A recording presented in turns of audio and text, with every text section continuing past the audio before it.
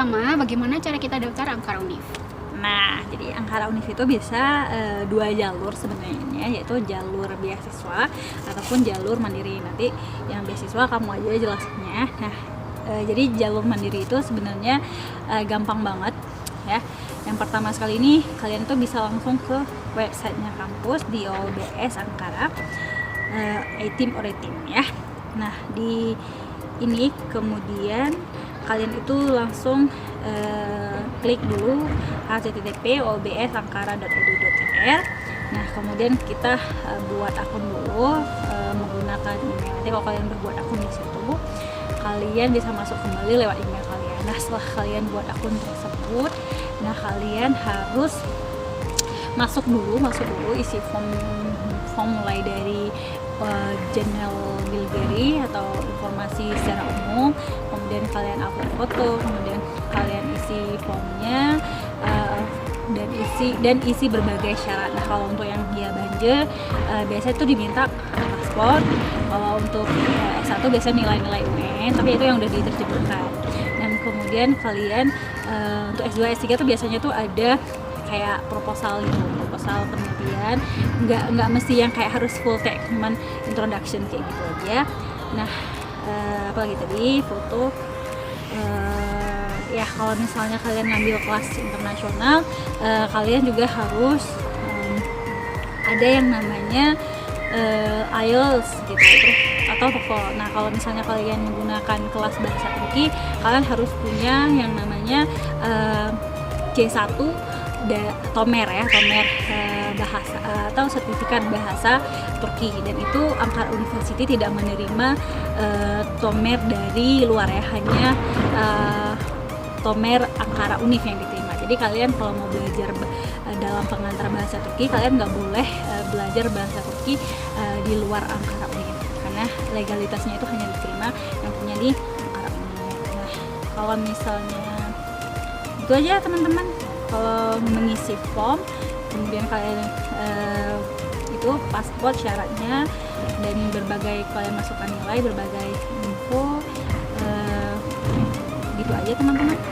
Dan kalian pokoknya kunjungi aja website kampusnya di OBS tadi, di situ lengkap semua. Itu kalau yang untuk jalur mandiri. Nah, kalau untuk jalur ITB nih gimana? Nah, kalau jalur ITB di akun ITB sendiri kan udah ada kayak preferensi universitas yang ingin kita masuki gitu ya, yang kita daftari. Kalau memang teman-teman pengen belajar di Ankara Univ, berarti preferensinya harus masuk di at least top 3 lah kalau ingin diterima di Ankara Univ. Tapi kalau sudah diterima dari ITB, otomatis kan kita bakal diterima juga di kampusnya. Jadi yang harus kita lakukan selanjutnya adalah mendaftar ulang atau registrasi ulang di fakultas masing-masing, dan itu langsung ke bagian administrasinya. Kayak dokumen-dokumen yang diperlukan adalah kalau untuk S2 sama kayak S1 tadi, sama kayak jalur mandiri, ada transkrip, kemudian ijazah, dan kalau diperlukan ya paspor. Semuanya itu harus pertama diterjemahkan ke bahasa Turki dan kemudian dilegalisir oleh notaris di Turki. Kemudian dicap segala macam, kemudian dibawa ke kampus untuk registrasi ulang. Udah selesai. Terus kalau memang kalian programnya dalam bahasa Inggris, berarti diperlukan seperti tadi yang dibilang oleh Hafna, ada TOEFL atau IELTS.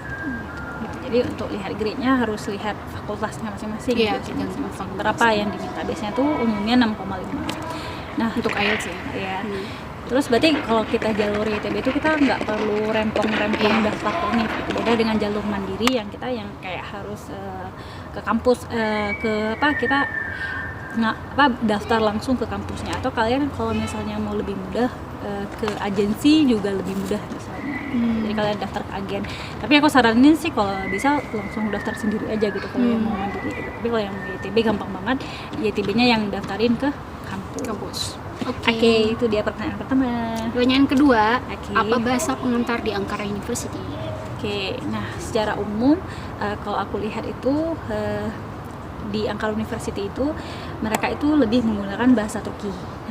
Nah, ada juga beberapa program studi yang menggunakan bahasa internasional atau bahasa Inggris. Nah, kalian bisa lihat di webnya mana program yang menggunakan bahasa Inggris dan mana yang menggunakan bahasa Turki. Nah, gitu. Jadi kalau di Ilahiyat sendiri, di Islamic Studies di tempat fakultas aku sendiri itu malah kita karena jurusan Ilahiyat ya, karena Islamic Studies kita pakai 3 bahasa gitu. Jadi kita pakai bahasa Turki, bahasa Inggris, sama bahasa Arab.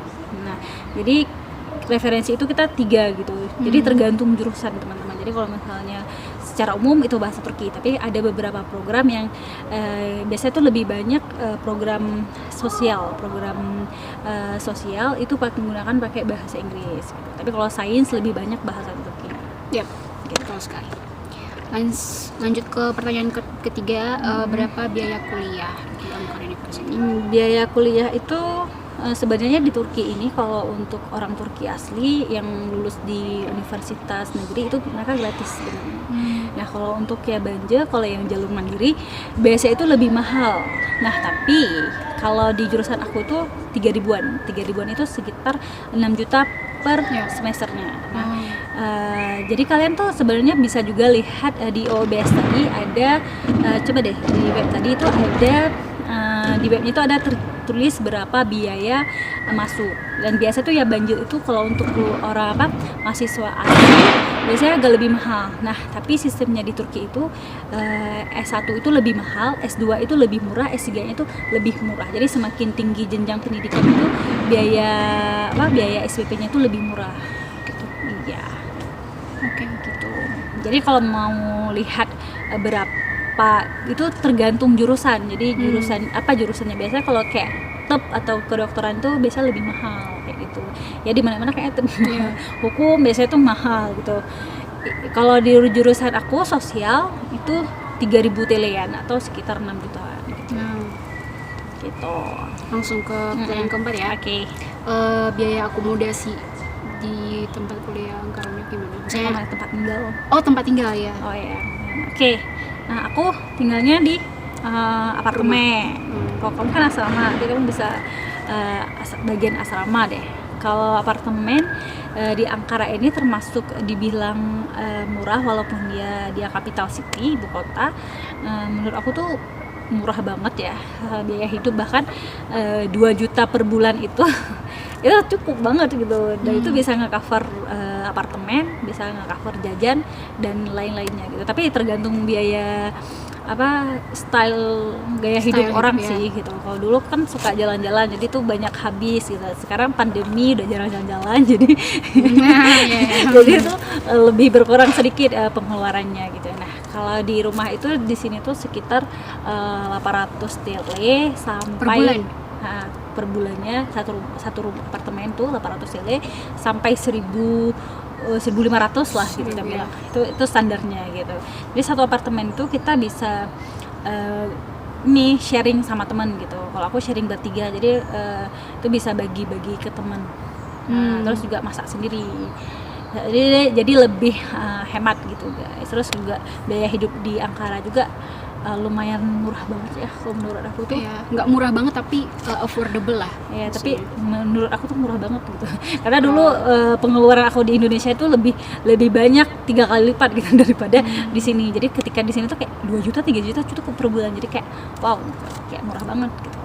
Nah, kalau gitu, jadi kita kalau di apartemen tuh tapi kita bayar sendiri kayak wifi, gas, listrik, semuanya tuh kita bayar sendiri kita. Jadi biar lebih murah, gampang sharing sama teman. Jadi satu apartemen tuh bisa kalian tinggal 3 orang 2 orang gitu. Jangan rame-rame juga, nanti kalau rame nggak seru juga.